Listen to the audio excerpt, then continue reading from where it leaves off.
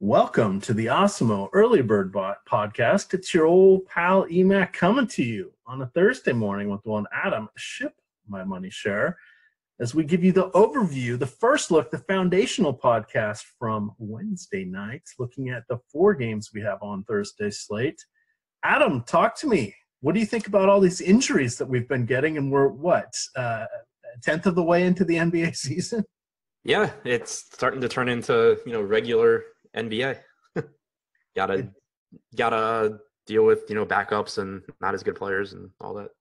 It feels a little earlier this year than normal. And that's not being helped by Kawhi Leonard and Jimmy Butler and some coaching decisions, a variety of other things. But we shall see. It makes things interesting and it makes things fun if you're on the right side of it. If you're not on the right side of it, it's infuriating. But that is what it is. Hey, you want to check out some premium stuff? Use the promo code EARLYBIRD over there on Osimo.com, and you can get the projections, the Fantasy Cruncher add-on, Slack, all of the premium articles, all of the premium goodness. Check it out, EARLYBIRD, one word. When you go to sign up, there will be a little promo code box. Type in EARLYBIRD, and you will be set. Let's talk about a few of the injuries we have heading into Thursday. We've got Draymond Green and Shaun Livingston, who have both been ruled out. We have Michael Carter-Williams, who's going to be out with an illness. We have Eric Gordon, who is questionable. He's got a groin injury, the old adductor muscle. He has missed the last 2 games, so your mileage may vary there. TJ Warren is probable. He came back and played in their last game. I believe he actually started. He had been dealing with a back injury. You'll want to watch for news on Terry Rozier. He apparently is being eyed by a few teams, the Phoenix Suns among them, because they've decided, if we're going to develop this young talent, we might need a point guard. So bravo for them for figuring that out. Looking over to the Clips, we have Luke Richard Mbah-a-Moute, who is out with a knee injury. We have Avery Bradley out with an ankle injury. And Marcin Gortat, his second DNP coach's decision, Adam. I was not expecting to see Gortat get some DNPs after starting for the Wizards last year. Yeah, I guess that's what happens when you don't play defense and you don't rebound and you have Boban behind you. It is. We'll talk about that soon enough. We're going to go game by game here. We do have over-unders for all of the games. And just doing a quick eyeball, yet none of them were playing on Wednesday, so nobody's on the back-to-back. We've got Houston favored by 4.5 in Oklahoma City. Oh, yes, buried the lead. Russell Westbrook is out.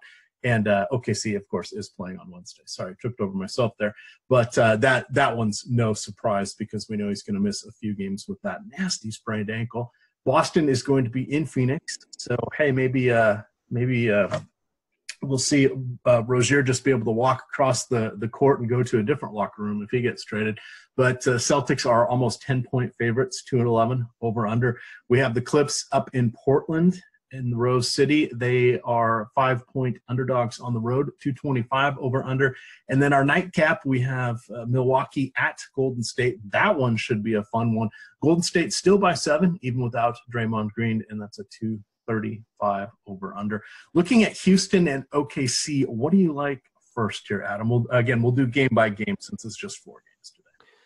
Yeah, for Oklahoma City, it's going to be more of what we saw on Wednesday. With Westbrook out, you should get around 36 minutes of Dennis Schroeder, who has about a 29% usage rate alongside Paul George without Westbrook this season. You should get, another 38 minutes out of Paul George, who has a 33% usage rate without Westbrook on the floor. Steven Adams gets a boost in rebounding without Westbrook grabbing them all. So those are the 3 guys that, really stand out. George and Schroeder the most, followed by Adams, who is only $5,800 on, I believe I'm looking at DraftKings, on DraftKings pricing. Only $5,800 for Steven Adams. Really, really good price there. Jeremy Grant is a viable option as well, though $4,900 for him is, pretty fair price. I don't think he's overpriced, but it doesn't leave as much room for upside as the price tags on guys like George, Adams, and Dennis Schroeder do. On the other side, not as appealing, I don't think. When you have James Harden and Chris Paul both healthy, it kind of takes value away from both of them. The price tag on Harden is really nice at $10,100. Even $8,200 for Paul is okay. So I could see getting there. It's just that you certainly need to keep your expectations in check when both of those guys are healthy. So, do you think Carmelo Anthony will be bricking a couple extra shots since he's back in Oklahoma City? Oh yeah, I didn't even think about that. Yeah, he'll continue to suck, but he should get up shots. he should he should get a fruit basket from the Thunder who say, "Oh, thank God you're not on our team. You're busy torpedoing one of our rivals." On the other side here, it'll be interesting to see who comes into play. I'm guessing that for the Thunder, if they get out to a good enough lead here on Wednesday night, they will have everybody at full guns blazing because they'll be looking ahead to this game against Houston, which is a little more exciting. But guys like Jeremy Grant, Nerlens Noel, Patrick Patterson, any of these guys intrigue you at all? Again, we're on a 4-game slate. For me, it's going to be Jeremy Grant because I'm secretly hoping that while Noel and Adams probably won't really get run off the floor if the Rockets go super duper small and they've got Tucker playing the 5. Is that bode well for Jeremy Grant, or do you think that they'll keep Noel and Adams out there? Yeah, I think Noel will stay in, but I still think Grant should play 30 to 32 minutes here. I think the price tag is more than reasonable, so I still like him. All right. Anything else from that game that you would like to mention? No, I don't think so. Eric Gordon's questionable. Keep an eye on that. Not that he's a great play if he does come back. It just affects, I guess, mostly Gary Clark minutes, but it's another scorer on the floor. So I think it would make it even a little bit more tough or a little bit more difficult for Harden or Paul to hit their ceilings. All right. Looking at Boston now, we never know when a blowout can happen, what it's going to take to get there. Usually involves a lot of the key players. The pricing is actually quite tasty for the Celtics with only Kyrie Irving at 8,000. Nobody else is even above 7,000. So I think we can look to Tatum potentially. This is a decent matchup for Horford. We've got Gordon Hayward, who has, holding steady at the mid-20s for minutes. He's been over 20, between 25 and 27 pretty much for the entire season. I don't know that we'll see a step up, but there's going to be some wide open threes for him in this game, I would imagine. And then, of course, Marcus Morris. Hey, he used to play for the Suns at some point. So what do we got here amongst these guys? And $0.1. So while none of them are super expensive, they're not really extremely cheap unless they want to give a showcase for a 4,100 Terry Rozier on DraftKings. Yeah, I mean, when this Boston team's fully healthy, it's kind of tough to love any of them. Jaylen Brown's been playing poorly this season, but the talent's still there. He's still getting the minutes. He should see 30 to 32 minutes, and he's only $4,800. So I think Jaylen Brown stands out as a good play here. Beyond that, I mean, you can always go to Kyrie. You can go to Horford. Tatum's fine. It's just that their price tags, I think, are correct. Yeah, and on a 4-game slate, all we need is 1 or 2 cheapies, and then these guys are going to be the first ones I think we go to because it is such a good matchup overall. From the Phoenix side, a little more intrigue here. Trevor Ariza, you and I have talked about him. I'm not a huge fan. You had some good points that he is getting minutes because they'll want to see if he has any sort of trade value for a contender as things move along. TJ Warren's been disappointing.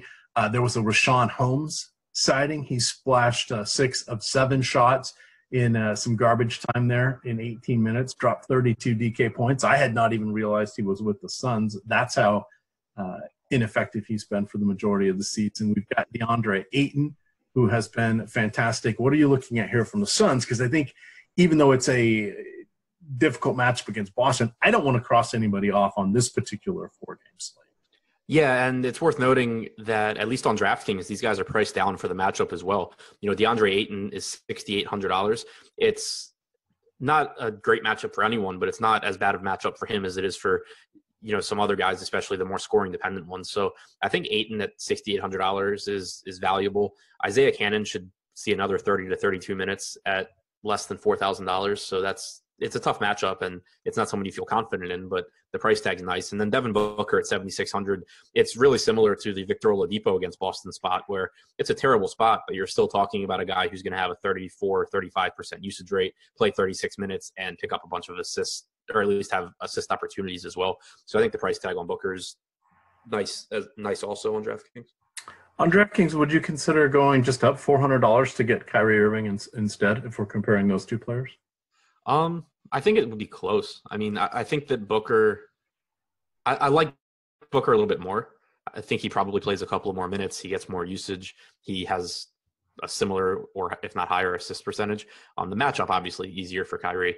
So I guess cash games, maybe I would lean toward Kyrie for the floor, not going against Boston. Tournaments, I think Booker probably still has the higher ceiling. And that makes sense. I just don't see Phoenix hanging with Boston a ton. And of course, I just bring this up because Kyrie's coming off that magnificent game where we weren't really excited to play anybody from Boston or Denver, and it turned out to have two of the highest scoring players in the night with Murray and Kyrie, but they were really the only guys that were viable coming out of that game. So it just depends. In this one, I agree. I suspect that Kyrie will probably have, reasonably 70% of the court time that Booker does, but he, of course, will have the easier matchup. So our mileage may vary, but just that's an intriguing direct comparison for those guys. Looking at the next game here, focusing on the Clippers, again mentioning that they will be without Mbamute and they will be without Avery Bradley. So I don't really know what to do here because the guy I think where it all starts and ends with our first question is Boban. Now, this is a nice matchup for him against Nurkic because big guy versus big guy, relatively clear. But Boban's up to 5,400 now on DraftKings, and can he smash that? Absolutely. But if he doesn't crest over 30 fantasy points, which he hasn't in his last two games, is it worth following what will likely be a very popular play on Thursday, Adam? Right, and the other issue is that he's not a lock to close games because the Clippers have shown a willingness to go with their small ball lineup to close or to Montrezl Harrell to close. I think that it's pretty risky with Boban. Like he doesn't need a ton of minutes to beat that price tag, but it's not the lock that it was when he was 4,500 or 3,600, where it's really difficult for him to disappoint. In addition to having the monster ceiling, so not as high on Boban here as the last couple of games, just because the price tag has gone up. Yeah, and that's where it does get a little tricky. How do you feel about playing Harrell and Boban on the same lineup with our 8-team player pool here? I don't really like it. It still caps your ceiling too much for me because they both are playing center.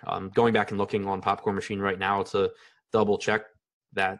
But yeah, they got 0 minutes on the floor together against Minnesota, which is a big enough front court that they actually could have done that if they wanted to. If they didn't do it there, you don't expect them to do it really anywhere.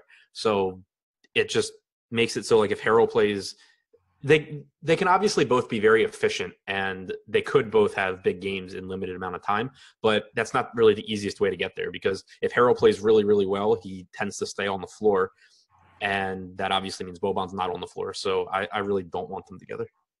All right. Here is an extreme bargain. Wait a second. We're going to recognize the name. It's Patrick Beverley. He's eligible at shooting guard or point guard. He is 3,800 based on his 39 minutes of the last game, Adam. That's like $100 a minute for his salary. I like that ratio. Yeah. He's someone that I've been playing a lot this season with mixed results, but that's kind of what you expect from Pat Beverley. But, at a really, really, really cheap price tag down at 3,800, I'm just going to keep doing it because he should play, especially with Bradley out, he should play, north of 30 minutes.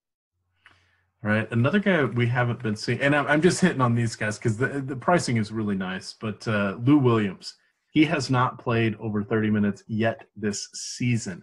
That is eye-popping and a bit of a shock. He is still averaging, let's see if I can get his minutes average. He is averaging 24 minutes a game.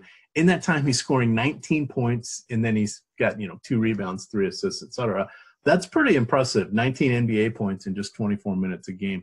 I like him at 5,900. I think it's reasonable. Tobias Harris, I think he's okay. I would rather look to him on a site like Draft just because I think there are other point per dollar options that are a little bit better, and he's got he'll be going up against why am I blanking?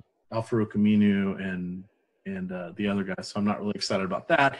Danilo Gallinari starting to take more shots. That kind of has a bit of an impact there on Harris. Talk about those three guys at the top, kind of the offensive engine, if you will, of the Clippers with Harris, Gallinari, and Lou Williams. Sure. So I like Lou Williams just because, like you said, he's such a volume scorer. He gives you a lot of upside. With Bradley out, it's easier to pencil him in for 27 or 28 minutes instead of 24 or 25. So it's nice to get the couple additional minutes. So I do like Williams. And between Gallinari and Harris, they're just two guys that always project pretty similarly for me. But Harris is more expensive. He's 7,100 on DraftKings compared to 6,000 for Gallinari.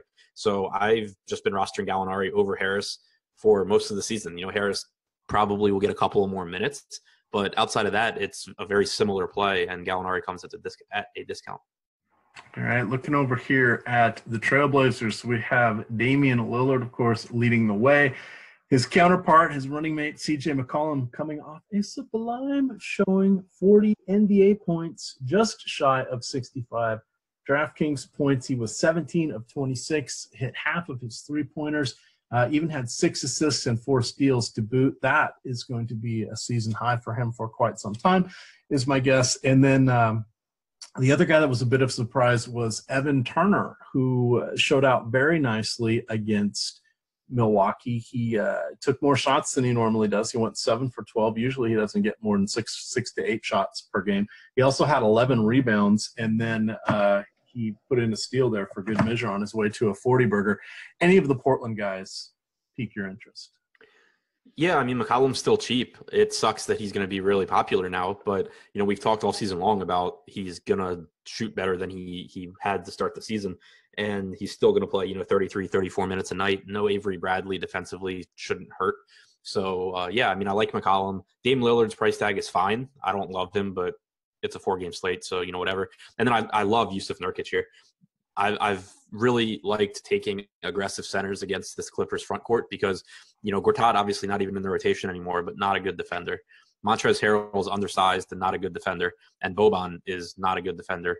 So I think that it's just a really tough spot when they face these big, aggressive, athletic centers like Nurkic. So 6,600 on Nurkic, I still really like him, and it helps that the Clippers don't have anyone that's going to shoot him off the floor. All right, we're on to our nightcap here. We have the Bucks and Golden State. Reminder, didn't mention this at the top of the show. This is going to make Adam chuckle and realize he can sleep in for an extra hour. No, it's not daylight savings times. It's an 8 o'clock lock on Thursday. So yeah, that's awesome. I love those. There's the gift. You can get up, have a lazy morning, get your coffee, and get started on the article. Let's remind everybody that Draymond Green will be out. That means Alfonso McKinney is going to be someone that people are talking about across the DFS industry because he has played 27 or more minutes in 3 of his last 4 games. He has been relatively solid, and he is 3,800, probably the direct beneficiary of Draymond Green being out. We also have Kevon Looney. I'm not as excited about Jordan Bell. It does sound like Andre Iguodala will be available to play in this one, but I guess he'll probably be one of the people tasked with attempting to slow down Giannis. What do you like here with Draymond being out? What does it move around for you?